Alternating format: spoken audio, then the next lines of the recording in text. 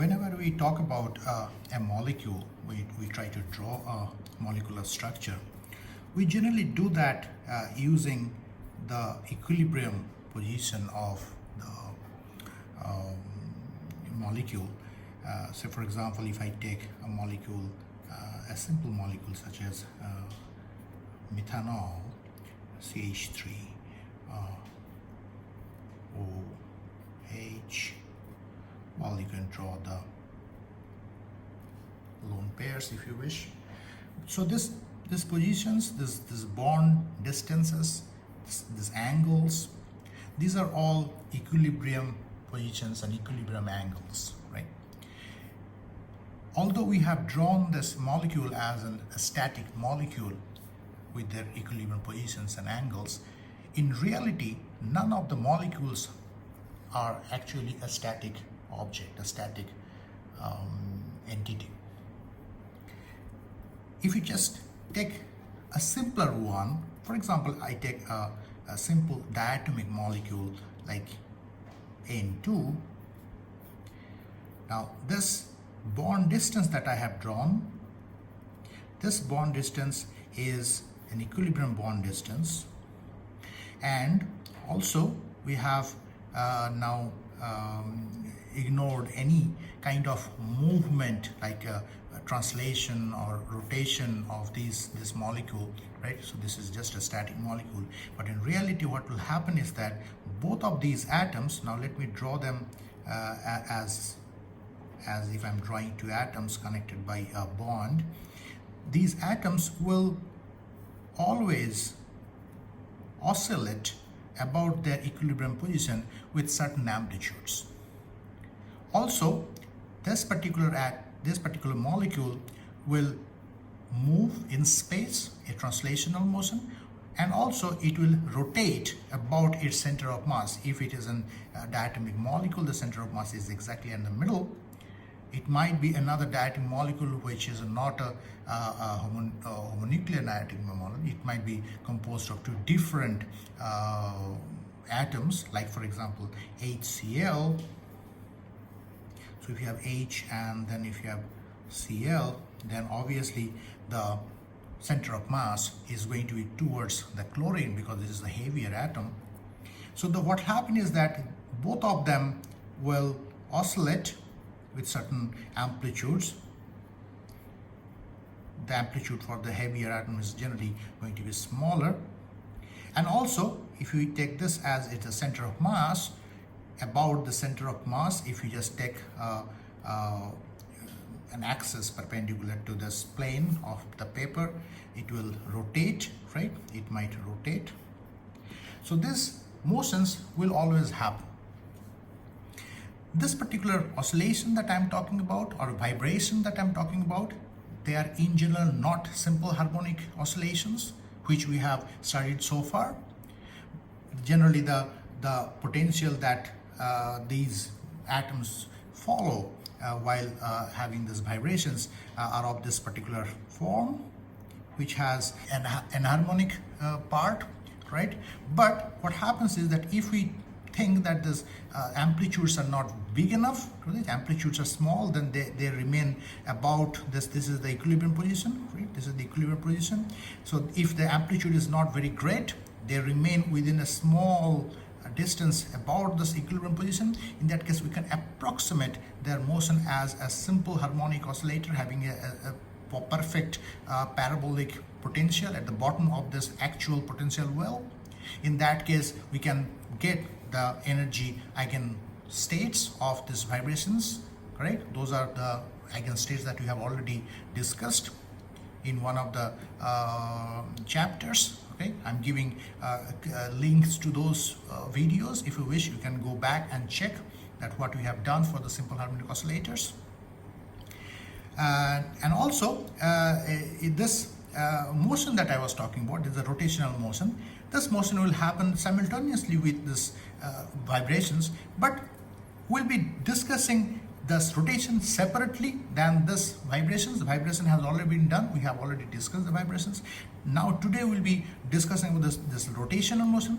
The reason that we can do is that we believe to, although it's in reality this is an approximation, but it's a very good approximation that these vibrations, there's vibration about the equilibrium position and rotation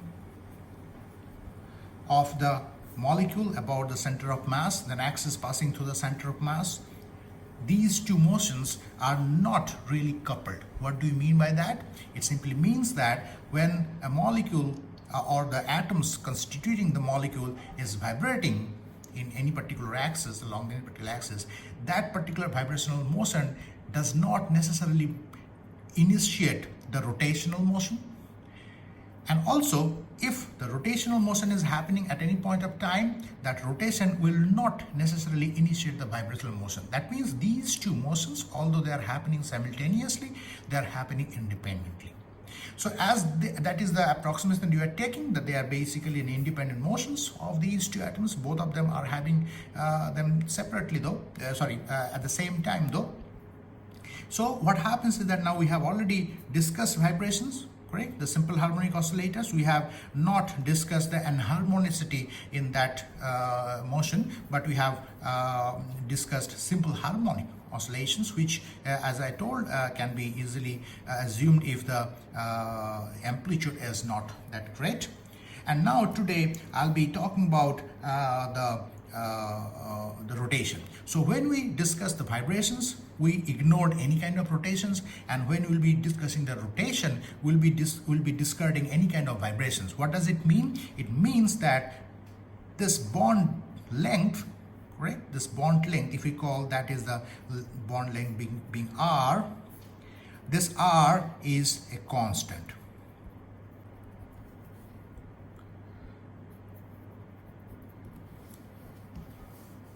So R is a constant, right? Now this R, the internuclear distance is constant, means that this molecule is rigid, right? This molecule is rigid. This molecule does not either contract or expands beyond these equilibrium positions. So this is a rigid molecule, rigid, and it is rotating, and therefore this is a rigid rotator.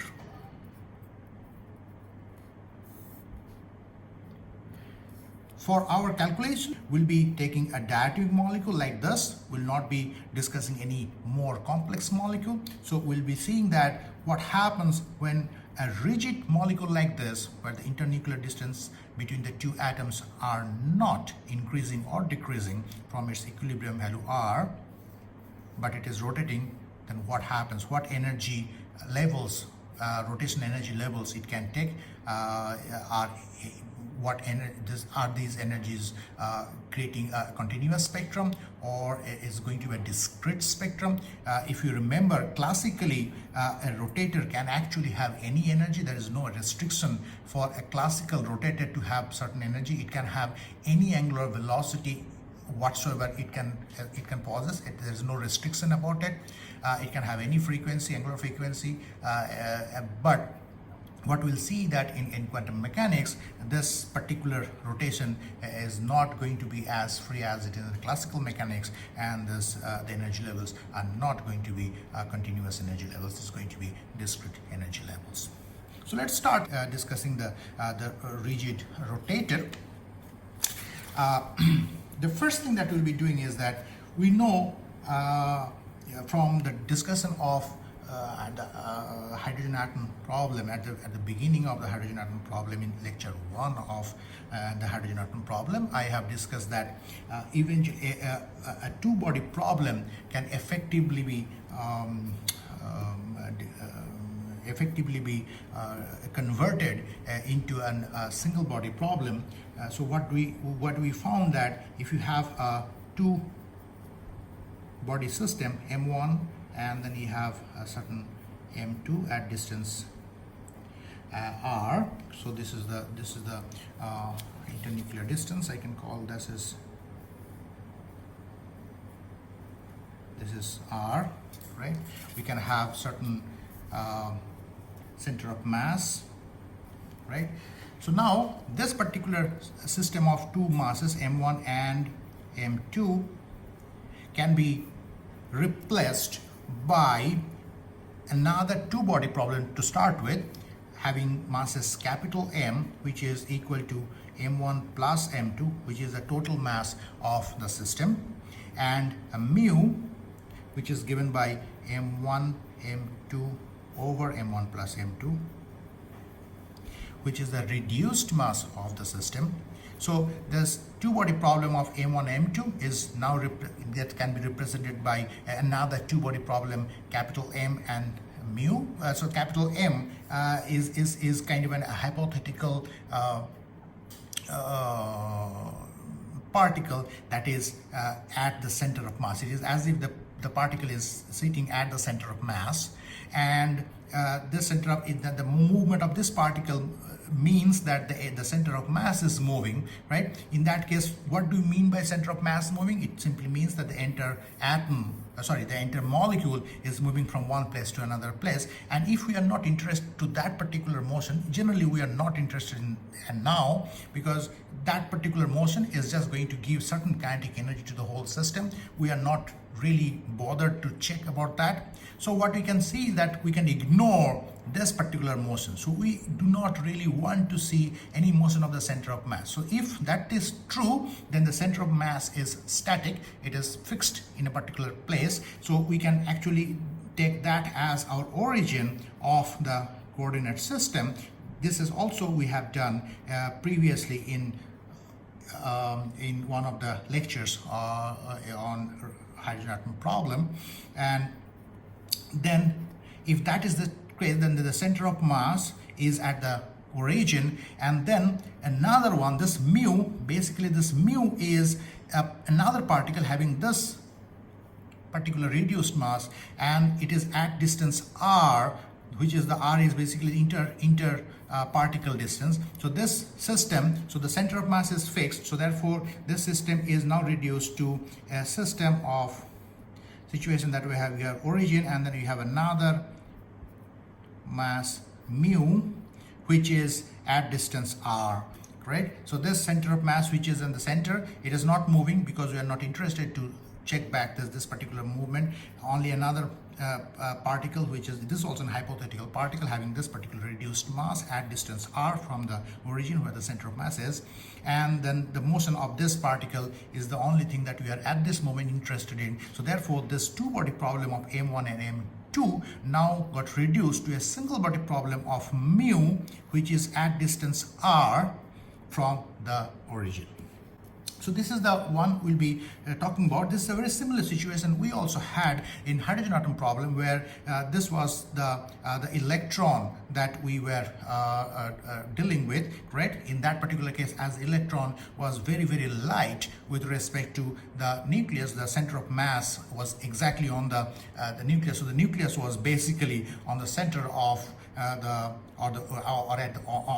origin of the coordinate system, and we only observed the movement of this electron, which is the mu particle, right? And also we found that the mu is almost equal to the mass of the electron, because electron was very light with respect to this thing. So therefore this particular thing is going to be equal to say M2 if M1 is very, very larger than M2. We have all done all these things, but here what happens, as this is a diatomic molecule, M1 and M2 might be exactly equal. For example, N2 or H2 molecules, or it might be slightly different like an HCl, right, or HF molecule. So in that case we cannot really ignore the fact that we have to use the reduced mass. We'll be keep using the reduced mass in case of rigid rotator problem. We will not replace this by one of the masses because they might be just same.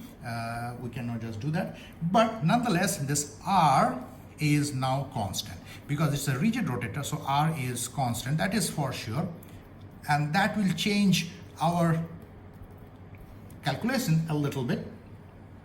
that I'll be coming in due time. So for the time being, what is there? So we have one particular mass m. So now this part, the rigid rotator means they are rigid. This is rigid, and then this is rotating, right?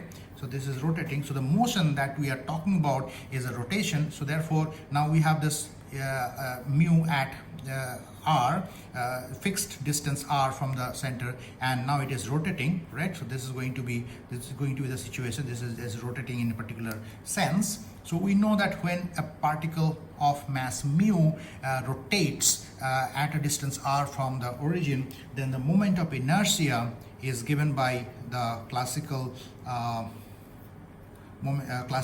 expression. Moment of inertia is simply mu with the mass and then r square, which is the distance, and this is a constant in this particular case because r is constant in this particular case. It's a rigid rotator problem.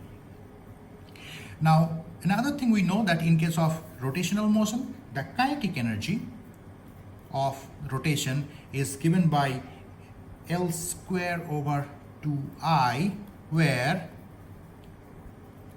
I is the moment of inertia and L is I omega, which is the angular momentum.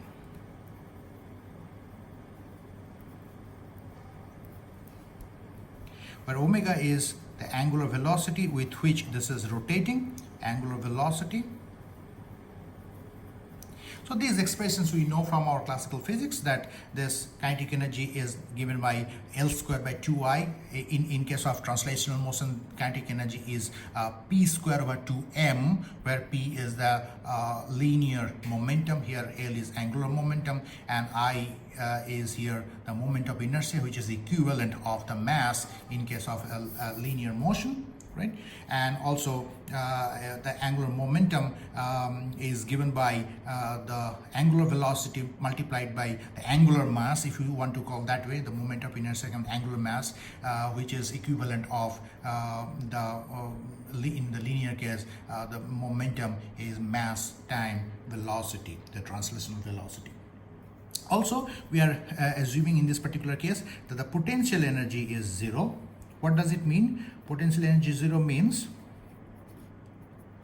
that this particular diatomic molecule or the rigid rotator, it really doesn't have any force acting on it. Okay? It is not under the influence of any force.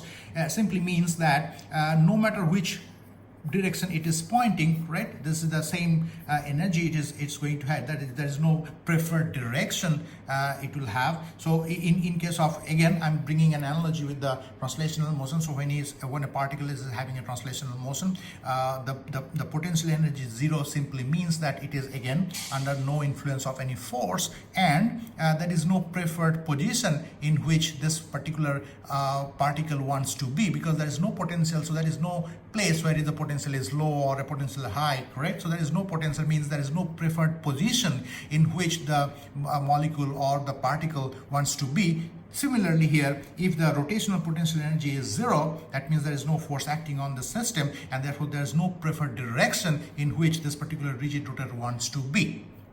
All the directions are same. So this is the preface. This is the scenario that we're talking about. Now we can write down as the next step as the Hamiltonian. So the Hamiltonian H can be written as minus H cross over 2 mu, because we are not using the actual masses m1 and m2, but rather we are using the reduced mass, this particular problem, and then del square. Del square is the Laplacian. We know that we have to use a spherical polar coordinate in this particular case because we are using rotation. It will be easier. We know that the del square in spherical polar coordinate is given by this expression.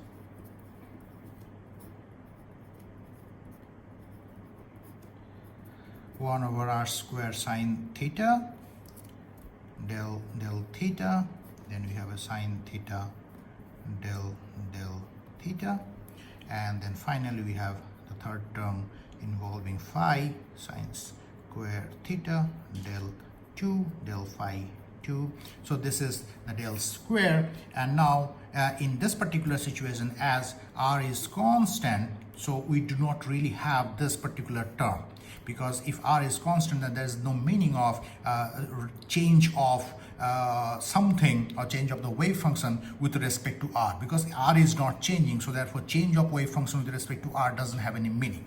So what we'll do is that in this particular situation, the del square is just going to have these two terms, and this term is going to be dropped out. So let's take that particular form of the Laplacian and move forward.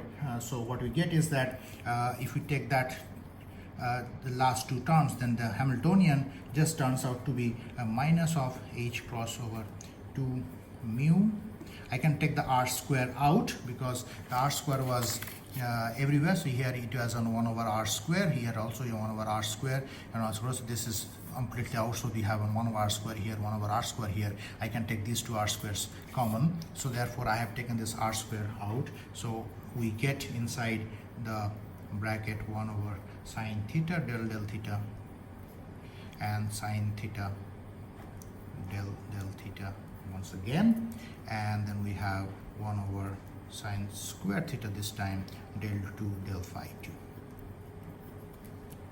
Now we already know that this quantity mu r square is our moment of inertia that we are writing I with. So therefore this is our moment of inertia. So if we just take that, then this I can replace this whole thing by I. Also I'll be using this particular property that the Hamiltonian or the energy is entirely the kinetic energy, because there is no potential energy, and this is actually is going to L square. So I can writing now the operator form L square over 2I, because I know that k is L square over 2I. So therefore the operator k is operator L square over 2I.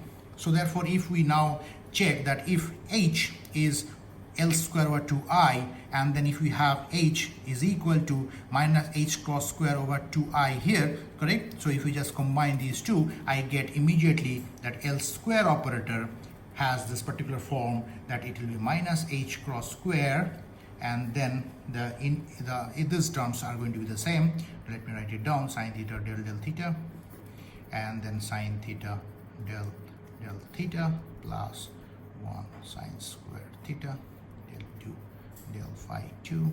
So this is the L square term, right? So this is this thing, and now we see that, well, it is quite obvious that both L square and h, they will have common eigenfunctions, because they are just related by a constant here, this 2I, right? So therefore the wave functions, that is going to be the energy wave functions, eigenfunctions, the energy eigenfunctions for this particular Hamiltonian are also going to be eigenfunctions for the operator L square. I call that particular eigenfunction, so eigenfunction for the common eigenfunction for h and L square is y theta phi. So I represent the eigenfunctions with the symbol capital Y. So if we do that, the equation, the Schrodinger equation that is coming is minus h cross square over 2I. Then we have 1 over sine theta del theta sine theta del y del theta, because y is the solution, I have assumed that, and then we have a sine square theta, and then you have del 2 y del phi 2, and this is equal to e y theta phi. So h psi equals e psi is our time independent Schrodinger equation. I have just written down that. I can just take these terms and then shuffle a little bit here and there. I take all these terms on the left hand side, and if we do that, we get, so from here I get 1 over sine theta del theta and sine theta del y del theta plus 1 over sine square theta del 2 y del phi 2 plus 2 e over h cross square y theta phi is equal to 0. Well, I'm supposed to write this bracket theta phi everywhere, but I'm just not writing them for brevity. So this is the equation we get, and also we have got a constant over here. So I'll call this constant like L into L plus 1. So I call this constant L into L plus 1. It is the same argument that I have played in the lectures of hydrogen atom problem, that the reason that I am taking this constant to be L into L plus 1 is purely from experience, that if we do that, then the values of L that we'll be obtaining at the end are going to be nice values. If we do not take this as into the form of L into L plus 1, if we just take this as a simple L, then the values that are coming only coming are not going to be nice values. That's the only difference. So let's continue with this particular thing, and also we'll be assuming that this particular eigenfunction theta phi can be written in terms of so this is a function of theta, and then is a function of phi. What does it mean? It means that it is possible to separate this particular equation into two different equations. That means the separation of variables will be possible to implement, and which is going to be the case. We will be doing the separation of variables. So let's try to put upfront the form in this particular manner, and then let's see what happens next. So if we just do this, then I'll be replacing this y by this product. I'll be replacing the y by this product, and then I'll again do a little bit of algebraical manipulations, and then I'll be finally getting this particular situation. So I have to divide the whole equation by the product theta phi. I'm allowed to do so. Basically, I'll be not only replacing this y to be theta phi, but also I'll be divide the entire equation by this particular product. The reason that I am allowed to do this is that in general this theta and phi are not 0. So if any of these are in general 0, that means the y will be in general 0. That means the y function is in general 0, and we are not interested in that particular situations. So as these two are not in general 0, so I'm allowed to divide the whole thing by this product theta phi, and if I do that, I get 1 over theta sine theta, and then we have dd theta, and then we have a sine theta. So I do not need any del. I can use this simply dh because it's a single variable function, and now I get a phi over here and sine square theta d2 phi d phi 2 plus, now you have just L into L plus 1, which is equal to 0. So this is what it is. Now what we do is that I do a second step, and I'll multiply the both the sides by sine square theta. So if you multiply the both sides by sine square theta, what will happen is that this whole equation will turn to be equal to sine theta, not sine square theta, because already one sine theta is here. So it's going to be a theta function, and then it's going to be d theta sine theta of d h d theta plus, now this entire sine square theta will be out, so it is going to be just 1 over phi, and then it is going to be d2 phi d phi 2, and then it's going to be L into L plus 1 sine square theta. This time this is equal to 0. So what we do is that we'll be taking this part involving a variable phi only, and then these two which involves a variable theta only. So I'll take them in two different sides of this equation. So we get 1 over phi and then d2 phi d phi 2, which is equal to minus of sine theta over the function theta, and then the theta of sine theta d function theta d theta minus L into L plus 1 sine square theta. And now, as this left hand side is just a function of phi and the right hand side is just a function of theta, so obviously these two sides will be definitely be equated to a constant. There is no other way that it can be a function of either theta or phi, because this is the rule, and that constant I'm calling to be minus of ml square. Again, the logic behind using such an uncommon way of writing the constant is that if you do that, the values of ml that we'll be obtaining at the end of the calculation are going to be nice values. So we have got two equations out of this. So this particular part, left hand side is equal to minus ml square, is one equation, and then the right hand side, this is now it's the middle part, this particular part is equal to minus ml square. These are the second equation. So these are the two equations that we'll be obtaining, and those, let me write down those two equations. The first equation is d2 capital phi d phi 2 is equal to minus ml square phi. This is equation 1, and then we get another one is minus 1 over sine theta d theta and sine theta d h d theta plus ml square capital H, and then sine square theta is equal to L into L plus 1 H, or this is not H, but this is the capital theta. So this is equation 2.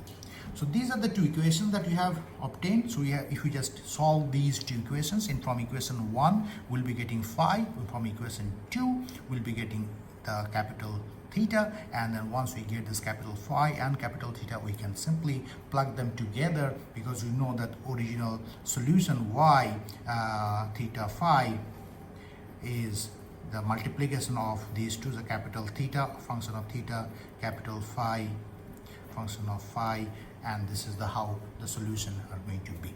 Now the thing is that I have solved these two equations. These two equations are exactly the same, identical equation of the angular part of hydrogen atom problem.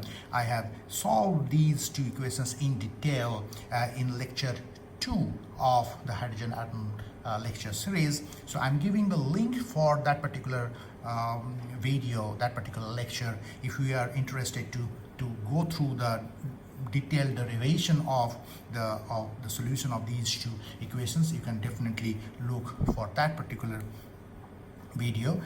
Here I'm going to skip that particular derivation because I have already done that. What I'm going to do is that I'm simply going to write down a few key findings of that particular calculation. So we know that if we solve them, then we get these things. So first we'll be getting this ml. That particular ml is going to be taking only integer values, including also 0. Only positive integer, no negative integer. So this is going to be the mod mls, correct? So there, and also this mod ml will find that this is going to be less than equal to the value of L, where L will again take only integer values starting from 0. 1, 2, 3. There is no upper limit. So the difference between this particular situation and the situation that we generally have in a hydrogen atom problem is that we had a radial equation there as well, and that radial equation puts an upper limit for the values of L that is possible. But in this particular case, as we are having rigid rotators, we do not really have any the radial part, and therefore these are the two only conditions that we'll be getting, that mod ml will take integer values and it will have the value all the way to go to the L. So mod ml will have an upper limit, and ml and L will not have any upper limit. L can take any particular value. So in general, ml just going to be from minus L all the way to 0, 1, and all the way to L, right? So this is the different ml values it can take. Also, we have seen that this 2I E over h cross square. So this is the quantity that we equated with L into L plus 1, where L takes values from 0, 1, 2, etc. So therefore, the E that we get, now E will be a function of L, not function of L, is going to be parametrically dependent on L, and that EL will be given by h cross square, L into L plus 1 over 2I. And this is the expression for the energy spectrum for a rigid rotator, right? So now we see that the energy depends on L, and the wave function depends on both L and ml. So we know that the wave function, which is represented by this capital theta, we know that the two quantum numbers that this particular function is dependent on are L and ml, right? And this phi that is dependent only on ml, right? So this is a function of theta, this is a function of phi. So therefore, this particular y we call this is L and ml, so this depends on both, right? Now, although the wave function is dependent on both L and ml, but the corresponding energy depends only on L, and as for a particular L, we can have 2L plus 1 number of ml values. So therefore, what we get is that for a particular value of E, or EL, we get 2L plus 1 number of different wave functions, because this particular part will keep changing because of this ml, and also this part ml. So therefore, what happens is that for each energy value EL, we can have 2L plus 1 number of different eigenfunctions that will correspond to the same energy, because the energy does not depend on ml, but it depends only on L. So therefore, each of these eigenfunctions are going to be 2L plus 1 fold degenerate.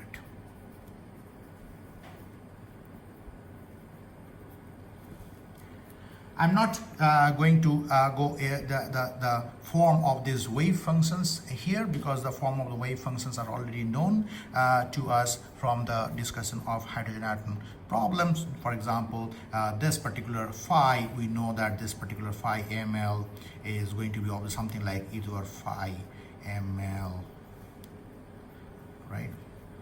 So this is an ml goes plus and minus thing. So this is the form of this particular part. And then theta, the associated Lejeune polynomials, and so on and so forth. So I'm not going into the details of the structure of the wave functions. What is important is that we have this energy spectrum for a rigid rotator, and if we have a diatomic molecule which has a permanent dipole moment, it can absorb EM radiation, and it shows transition between two rotational levels, having the selection rule that delta L should be plus or minus 1. So this is the selection rule for transitions, right? So a diatomic molecule having a permanent dipole moment goes from one particular energy, one particular rotational energy level to the next rotational energy level, and then it comes back, and then this particular transition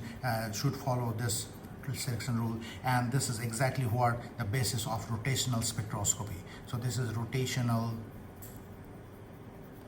spectroscopy.